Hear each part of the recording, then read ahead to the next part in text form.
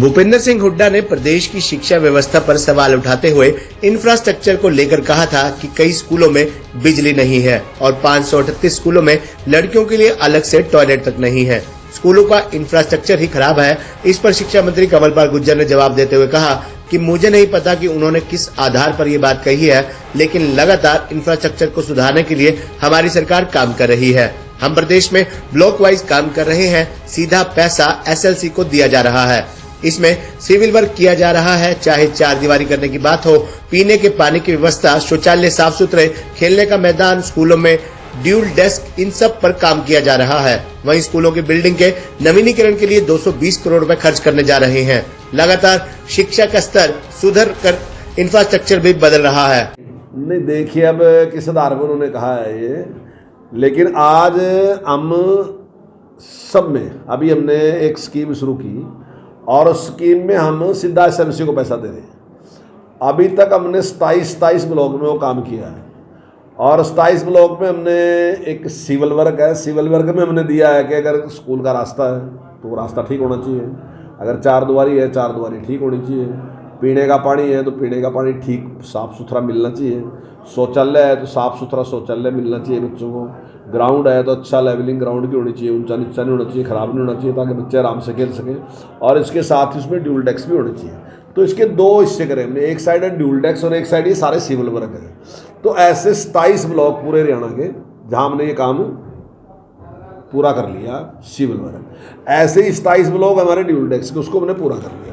तो आने वाले एक साल में पूरी तरीके से सारे स्कूलों को कंप्लीट कर देंगे। जहाँ किस प्रकार की दिक्कत नहीं है। जहाँ तक बिल्डिंग की बात है, बिल्डिंग में थोड़ा सा पीछे हमारे पोर्टल की वजह से थोड़ी समस्या रही थी, लेकिन अभी वो सारा है। लगभग 220 करोड़ रुपए हम इसके ऊपर खर्च करने लग रहे हैं आज, और बड़ी मात्रा में जो है वो स्कूलों की बिल्डिंग का नवीनीकरण होने लग रहा है, नई बिल्डिंग बनने लग रही है। वहीं हाल ही में नेता प्रतिपक्ष व पूर्व मुख्यमंत्री भूपेंद्र सिंह हुड्डा ने शिक्षा, बेरोजगारी और सरकारी पदों पर 2 लाख पद रिक्त, HPSC और SSSC को भ्रष्टाचार का अड्डा, सरकार द्वारा पेपर लीक और धांधली के नए तरीके अपनाने के आरोप सरकार पर लगाए हैं। तो वहीं इस पर शिक्षा मंत्री ने इन सब आरोपों पर पलटवार करते हुए कहा कि हमारी सरकार ने जिस निष्पक्षता के साथ रोजगार दिया, ऐसा आज तक किसी सरकार ने नहीं दिया।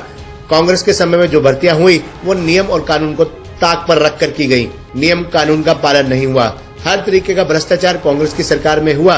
उस समय की जो भर्तियां की उसमें युवाओं का भविष्य खतरे में डाल दिया।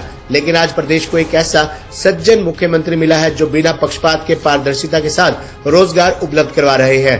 कांग्रेस राज में जो भर्तियां हुई, कोर्ट ने उस पर ऐतराज किया, उन भर्तियों को रद्द किया। आज की सरकार के समय में कोई भी नौकरी ऐसी नहीं दी गई जिस पर कोर्ट कोई टिप्पणी कर सके।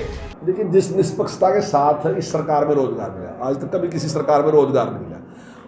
और पूर्व सरकारों ने जो काम किए ना जी, उनकी तो भर्तियां क्यों रद्द हुई? आपके सामने कितनी भर्तियां रद्द होगी?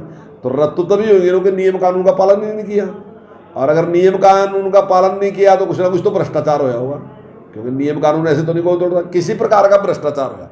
अगर मैं अपनी मर्जी से अपने रिश्तेदार को लगाता हूँ वो भी तो भ्रष्टाचार है, मैं अपने बेटे को लगाता हूँ वो भी भ्रष्टाचार है, मैं किसी अपने परिचित को लगाता हूँ बिना मेरिट के वो भ्रष्टाचार है। मतलब खाली पैसे ही भ्रष्टाचार नहीं है, वो भी तो भ्रष्टाचार ही है। तो हर तरीके का भ्रष्टाचार उनकी सरकार में किया गया और तभी वो बच्चे रखे गए थे, और आज उनका भविष्य बिल्कुल खतरे में डाल दिया। ये तो भला हो कि एक ऐसा सज्जन मुख्यमंत्री मिला प्रदेश को कि जिसने इस बात का नहीं किया पक्षपात कि भाई आप कांग्रेस के टाइम में लगे थे। उन्होंने कहा कि ठीक है, अब हम आपको परमानेंट तो नहीं रख सकते क्योंकि कोर्ट ने आपको निकाल दिया, लेकिन हम ऐसा भी नहीं करते कि आपका चूल्हा बंद ही कर दें। तो उनको इस प्रकार से कॉन्ट्रैक्ट पे रखने का काम किया, चाहे HKRN के माध्यम से, चाहे सीधा कॉन्ट्रैक्ट पे रखने का, ताकि कुछ ना कुछ उनको मिले। हालांकि इन्होंने तो उनका बिल्कुल सत्यानाश कर दिया था। चाहे इन्होंने दिया था नौकरी किसी प्रकार से दी थी, लेकिन वो कोर्ट ने तो उस पर ऐतराज किया कि आपने नियमों का पालन नहीं किया, उसको समाप्त कर दिया था।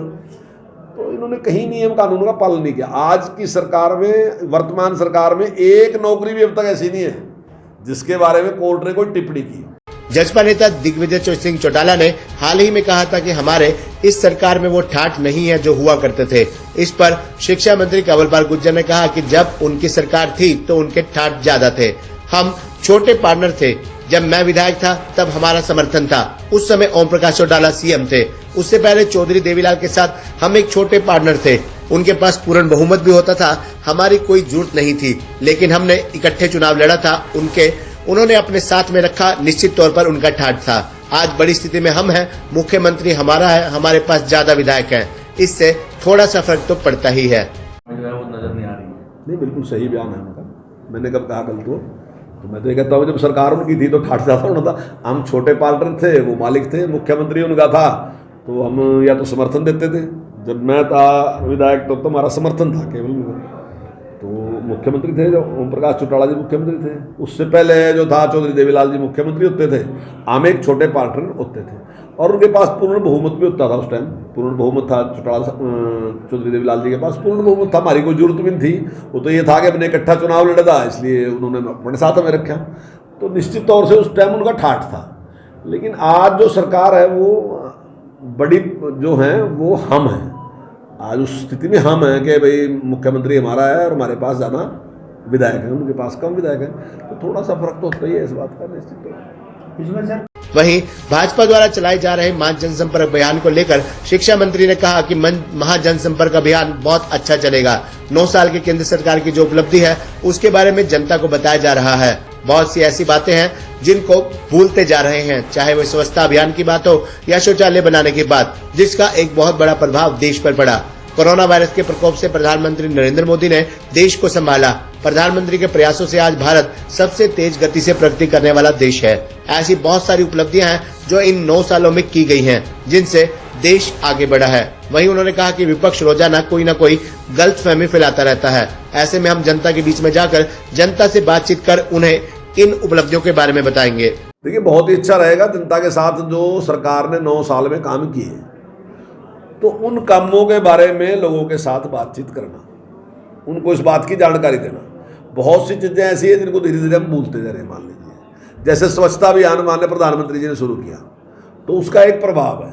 जैसे शौचालयों की बात माननीय प्रधानमंत्री जी, कितनी बड़ी दिक्कत थी, आज आहिस्ता आहिस्ता भूल गए क्योंकि उसको काफ़ी 7-8 साल लगे। तो नहीं, बहुत सी योजनाएं हैं ऐसी, तो उन सारी योजनाओं के बारे में लोगों से मिलना और बताना, और इन योजनाओं से और माननीय प्रधानमंत्री जी के इन प्रयासों से आज हिंदुस्तान जो है दुनिया में सबसे तेज गति से प्रगति करने वाला देश है।